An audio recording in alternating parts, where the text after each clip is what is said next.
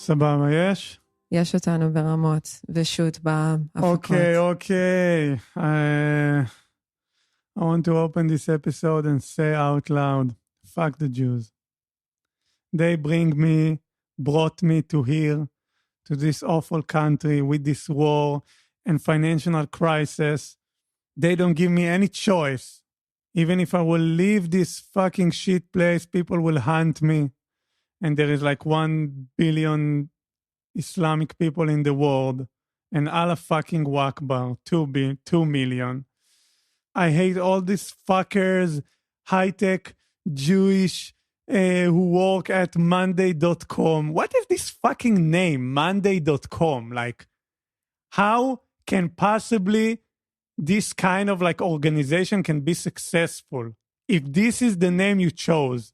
And fuck all the Jewish, fuck also the cafe owners. Like, what the story about the cafe in Shapira, which I will not say his name. This is like a local neighborhood cafe, and I need to stand in a line for like 20 minutes and meet like, I don't know, 3 different exes and some like crappy hipster who give me like this fucking bitter look of like, I know who you are. And like, I give a shit about you and fuck you all the Jewish. The people who in politics and fuck the hipster Jewish and fuck the Jewish bride. I will always be a victim, you know? I don't know, not according to the whole like Hamas Israel narrative thing. They're the victims, we're the oppressors. Have you not been? Are you like ChatGPT? You're not really up to date about what's been going on since October 7th? It sucks to be Jewish. How I'm anti-Semitic. I just fucked a Jewish bitch, yo. Wait, I want to do Amazing song. How I'm anti-Semitic. I just fucked a Jewish bitch, yo. No, he didn't do it, yo.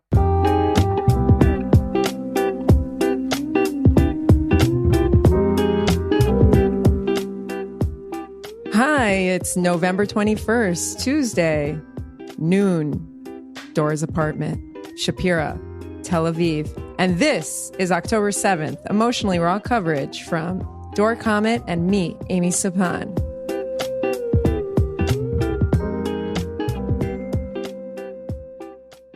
There is a future as Jewish, as fucking Jewish. There is a future. You can see the future. I cannot see the future. I mean, okay. Predicting the future. I had a really cool conversation with ChatGPT this morning at the cafe. Been like, I mean, it takes me a while to like get on board with stuff. Like, you remember when DVDs came out? Yeah, I guess I was. Okay, so like I remember VHSs. Like I grew up with VHS cassettes, and we talked about this in episode 18, Be Kind, Rewind, Blockbuster videos, loved them. And then I remember when like DVDs like started coming out. My grandfather had the Laserdisc also. So I was like in the loop on what a Laserdisc is. And then when the DVDs came out, I was like, who needs DVDs? Like, we have VHS and that's great. Like, what is the benefit of DVDs? Like, how? I'm not like super tech forward. I'm just like, I'm chill with like, I'll make do with what I have. And one of my closest friends is like a huge AI expert. And I've been hearing about AI for like years and talking about it and whatever. But like here and there, I try a little bit. I used a little bit of Google Bard this summer. Anyway, this morning, I just like went for it. ChatGPT and I were hanging out for like 2.5 hours this morning, and I had a great time. And then I was even talking to ChatGPT about like our podcast, social media strategy, all sorts of stuff. And then I fed it an episode description, like a bunch of my messy notes from our first episode. And then it like gave me some really chipper, bright, sunny language for our first episode. And I was like, oh, could you tailor this a little bit like in light of October 7th? And it's like, if October 7th has significance, feel free to add that. I'm like, oh, hey, ChatGPT, do you know about what happened on October 7th? And ChatGPT is like, no, I'm like not up to date. Like I basically, they cut me off like, I think at the beginning of this year, that like last year at some point. So I'm like, okay, let me tell you about what happened. And I start talking to ChatGPT about what happened. And then it's like responding to me. It's like, well, I'm not into like promoting violence and just like some very weird language. But it was very interesting because this tool from the future isn't even caught up on the present. And it's going to be used by people, and it's being used by people now to kind of craft the present, which is going to influence the future, but it's like not up to date. And then even when I was speaking to it about October 7th, I was like, okay, ChatGPT, imagine a world where this thing happened, like Hamas comes in, infiltrates thousands of terrorists, all the people that died, everything that like our listeners know about. Now imagine that like Osama bin Laden's like trending with Gen Zers on TikTok. Like, what do you make of that? You know, and ChatGPT is like, oh, I have no feelings, beliefs, convictions, assumptions. Like, I just went for it, like asking it, like, whoa, what are the boundaries of what you do or don't know? So, long story short, Dor, of course I can't fucking predict the future. I don't know what's going to happen. You think like I knew? Like, I was looking at like my photos from early October, and I'm like screenshots of like little like techniques for weaving on a floor loom, and the you know, plants that I was collecting to dye fabrics with, and whatever. Like my whole yesterday, I had some time during the day, and I was in my studio again. I was like, oh, what should I put on in the background? Because I like having videos or clips or podcasts. And it's like all I wanted to put on had to do with October 7th. But at the same time, I was like nauseated. Like I'm really like hit my saturation point on how much I can listen to like the subject matter, you know, all day. And so I really felt like nauseous, but I also felt like I can't let go of this. But then I did. And I mean, what I'm doing in the studio doesn't have anything to do with this. I'm like quilting, you know what I mean? So it's like very, very strange. I kind of wanted to read some responses from ChatGPT. Do you think I should? Is that interesting?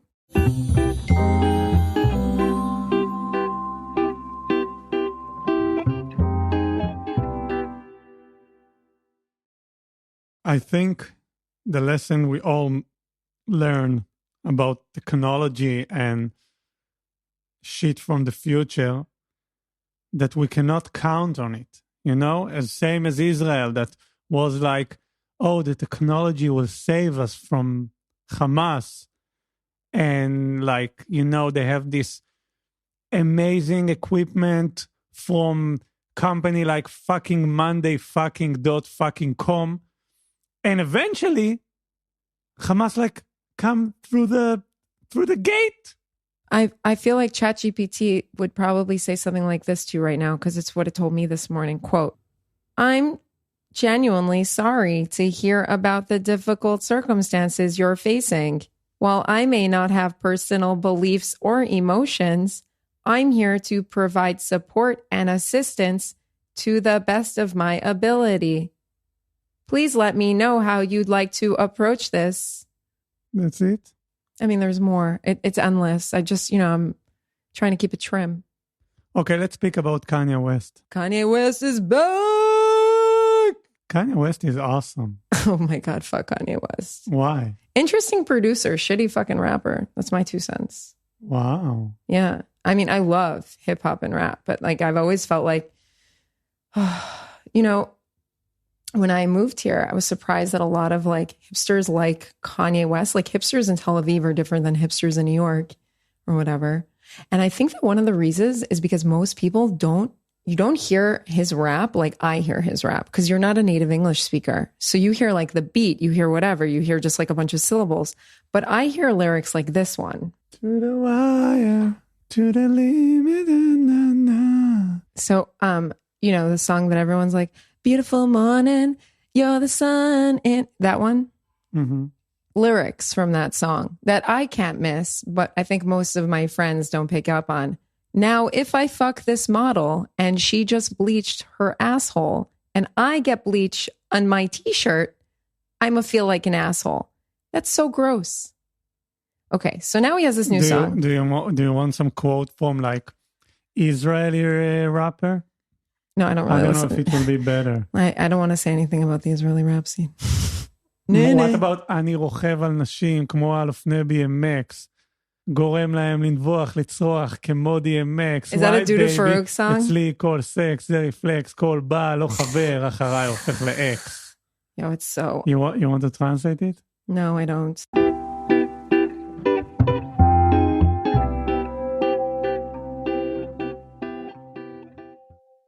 Kanye has a new track. Okay. Called Vultures. And he did it with a few other people.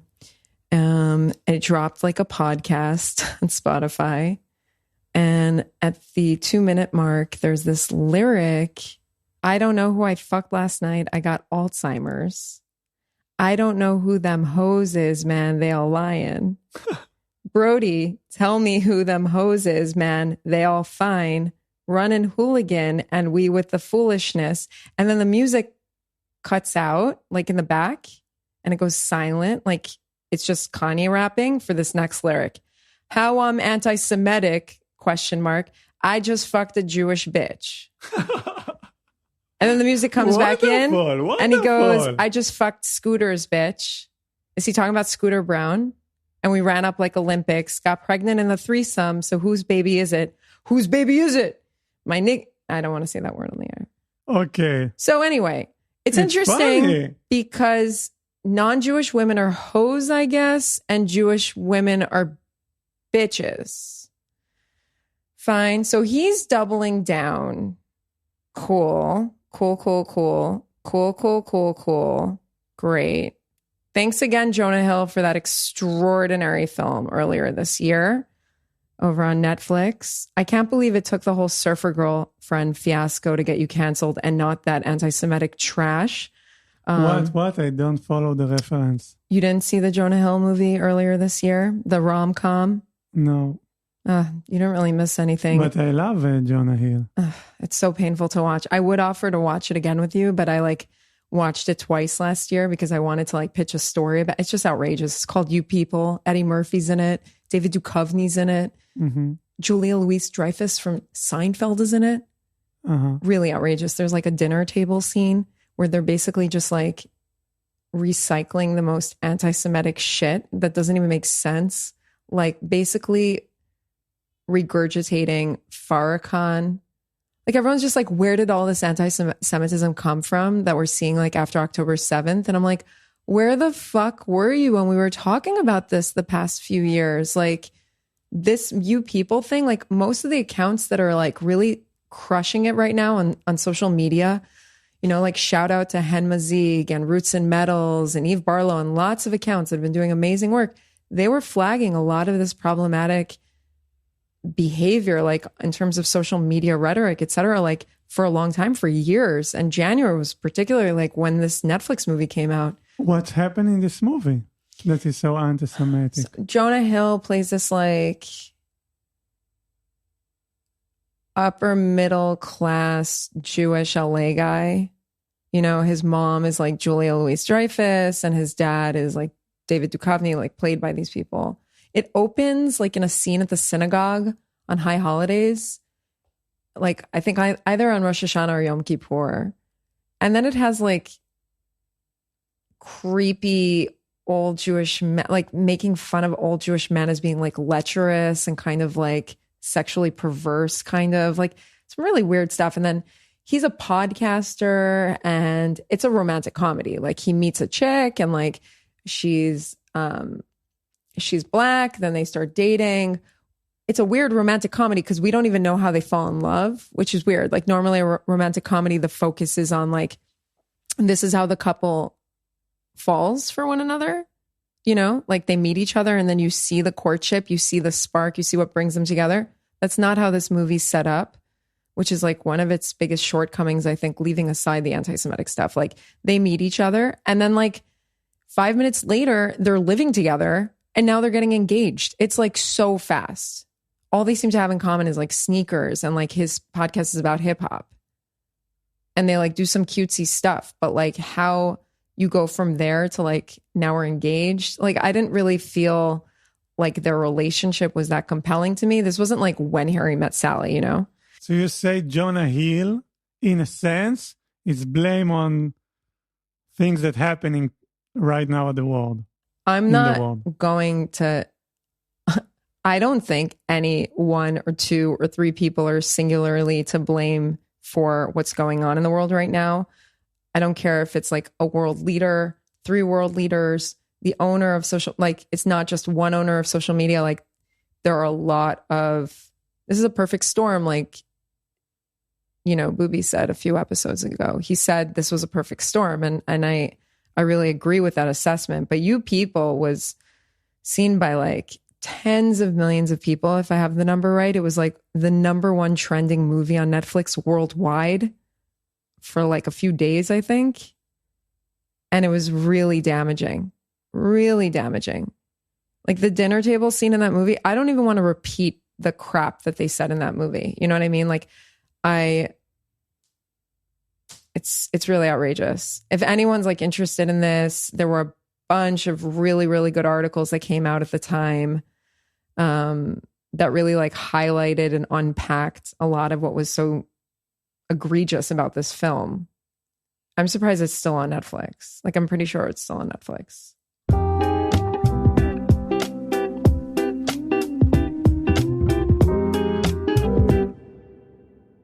So it's day 46 of the war. Should we talk a little bit about like what's going on?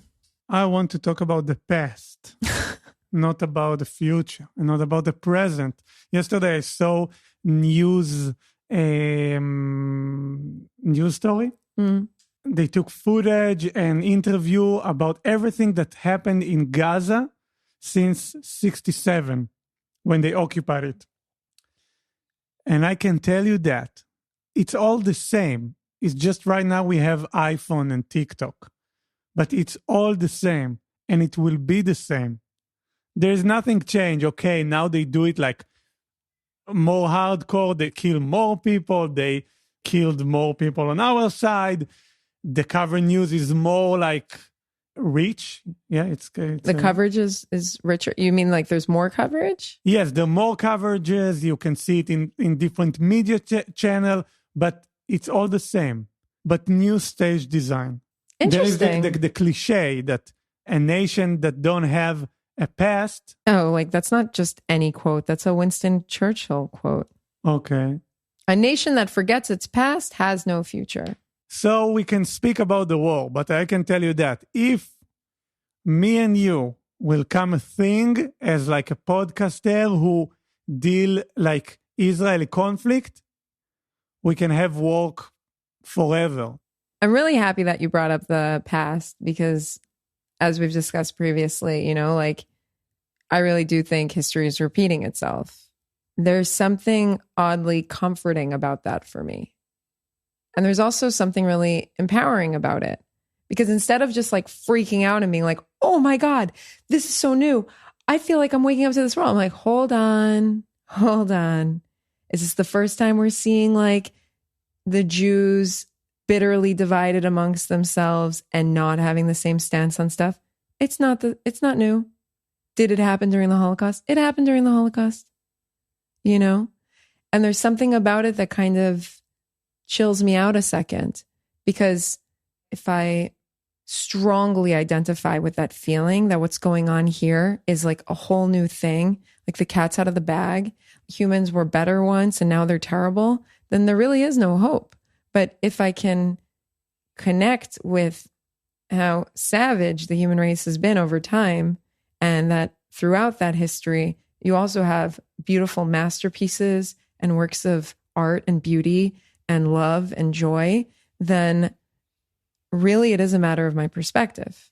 But I'm not saying, you know, change your perspective, Dor, like don't vent, don't be annoyed. Fucking vent, bro. Like it's day 46 of this war. This has been exhausting. Yesterday, I was like chilling on the couch, listening to episode 25, which is dropped. And thank God I was dressed because boom, 6:00, air raid Siren City, threw my shoes on, closed the door real fast, sprinted to the shelter around the corner, down the street, ran down the stairs, made it in time. It was very stressful. So, you know, feel whatever you're feeling. I really mean that. And Has anything changed? Can anything change? Listen, it's crazy. The 𝕊𝔻𝕍 hospital footage that came out this week. Wow. I mean, on the one hand, it's like, how much more wow can we say? Like, we have crazy footage that's been coming out since day one. Hamas even filmed a lot of it, you know? So it's at this point, you're just like, what could really surprise me anymore? But we have CCTV footage from inside that hospital showing that the doctors that were like, I had no idea. I've never seen a terrorist in my life. Like, they were full of shit. Like, we have it on camera. Like, just like the Nazis had their doctors, like Dr. Mengele and lots of doctors that were doing experiments and cruel shit and definitely committing war crimes. You know, we have the smoking gun evidence. For years, everyone knew that 𝕊𝔻𝕍 was part of the like terror complex. And now there's videographic evidence of it that essentially shows that the International Red Cross knew, that all these doctors knew, that all these like quote unquote photojournalists and agencies knew, that UNRWA knew, like everyone fucking knew. So it's a little bit different than 2021, 2014, you know what I'm saying? Like things are shifting a little bit. But we're also shifting. Of course we're shifting. We're shifting all the time. I mean, we're not the same people that were around like 1,000 years ago or 100 years ago. In many senses, we've evolved, but in other senses, I don't know, it's gotten very weird. I don't remember previous conflicts where yesterday there was an exchange between John Kirby, who's the White House National Security Council spokesperson. So he was at a press conference and they were asking him, well, actually, I don't think they were asking him. He just decided at the press conference, he tore into anti-Israeli activists who have been accusing Israel of genocide in Gaza. You know, you've seen that everywhere, right? It's like all over their PR campaign. So he clarified that the demonstrators have a First Amendment right to free speech, but that this word genocide, quote unquote, is getting thrown around in a pretty inappropriate way by lots of different folks. And he continued, he went on to say, Israel is not trying to wipe the Palestinian people off the map. Israel is not trying to wipe Gaza off the map. Israel is trying to defend itself against a genocidal terrorist threat. So if we're going to start using that word, fine, let's use it appropriately. Game changer a little bit to see the White House coming out about stuff that's coming up on social media and protests. This is where he kind of lost me though, because it was all great up to there. And then he goes, yes, there are too many civilian casualties in Gaza. Like, how many civilian casualties were in Iraq and Afghanistan? Like, we're being so careful. All the time, you looking outside. You want me to look inside? You looking in the window, and we look in the mirror. It's 70 years we're doing the same shit. I don't think we are. And my children will go to the military, you know? It's fucking sad. We're not doing the same shit. No, I don't think we're so smart as we think we are. I don't think that I'm smart at all. I've said from day one that I don't think we have the entire picture. What makes us unique? I don't know. I guess I'm fucking Jewish. Oh yeah, we started with that whole thing. Like you're bucking against this whole thing of like, oh, are we chosen? Are we not? I don't know. It's a weird question. Like, do you think Jesus was sitting there and he was just like, fuck, I wish I wasn't Jewish? Maybe that's why, you know, he went off and did everything he did.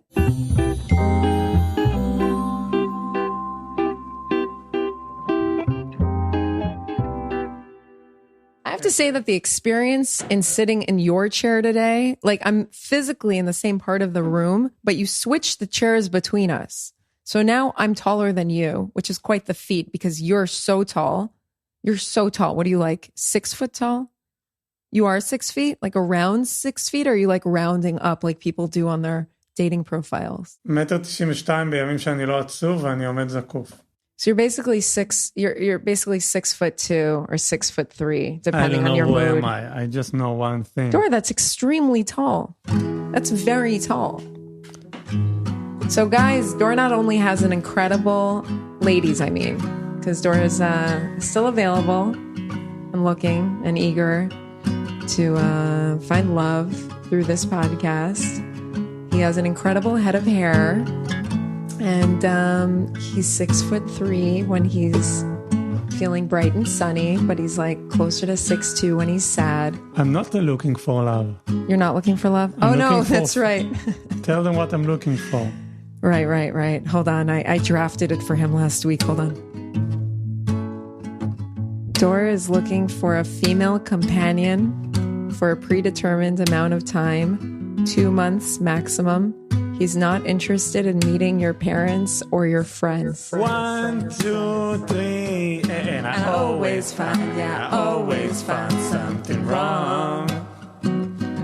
You've been putting up with my shit just way too long.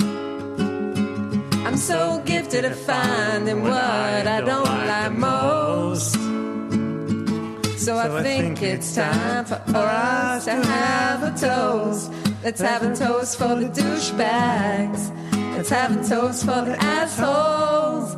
Let's have a toast for the scumbag. Every one of them that I know. Let's have a toast for the jerk-offs that'll never take work off.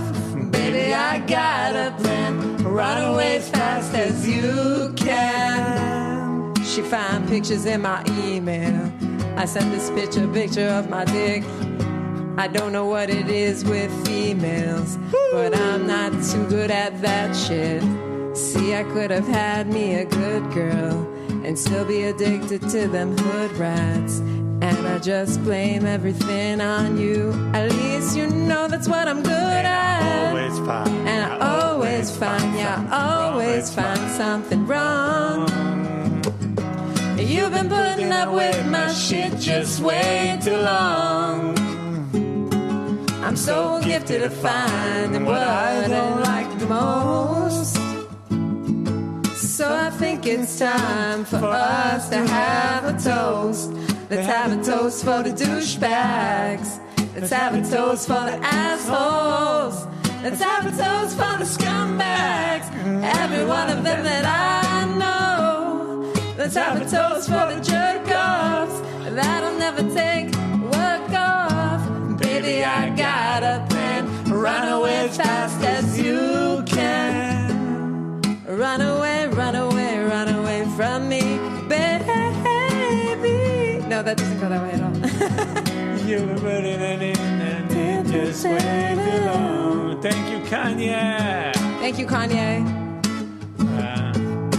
24/7, 365. Monday stays on my mind. I did it. All right, I admit it. Now pick your next move. You can even live with it. It could be cream with that motherfucking top off. Let it go away. Back to where it not comes. So I think it's fine. Knock it off, demon, chop it up. Let's talk over my ties. Wait, just stop it off. Hoes like vultures, wanna find your Freddy loafers. Can't blame them, they ain't never seen Versace sofas. Every bag, every blouse, every bracelet.